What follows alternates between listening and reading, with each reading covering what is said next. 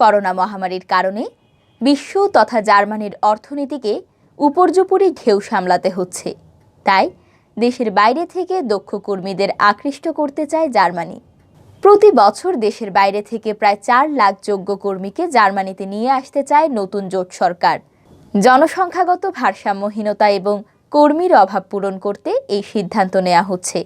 Corona মহামারীতে ক্ষতিগ্রস্ত অর্থনীতিকে চাঙা করতে গুরুত্বপূর্ণ সেক্টরগুলোতে নিয়োগের কথা ভাবছে জোট সরকার।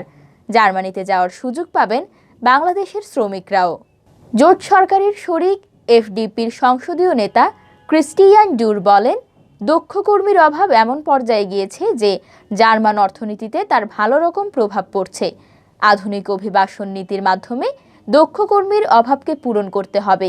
যত দ্রুত সম্ভব দেশের বাইরে থেকে 4 লাখ দক্ষ কর্মী আনার লক্ষ্যে পৌঁছাতে হবে আমাদের। জার্মান চ্যান্সেলর ওলাফ শলস এর এসপিডি দল সবুজ ও এফডিপি দলের সঙ্গে জোট গড়তে যে চুক্তি করেছে তাতে জাতীয় ন্যূনতম বেতন প্রতি ঘন্টায় 12 ইউরো বা বাংলাদেশি টাকায় 1172 টাকা করার কথা বলা হয়েছে।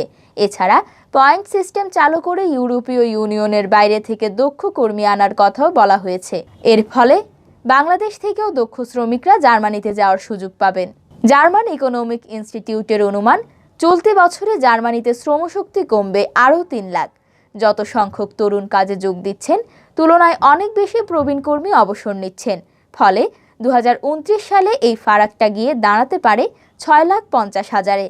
2030 সালে প্রায় 50 লাখের মতো কর্মক্ষম বয়সের লোকেদের ঘাটতি রয়ে যাবে।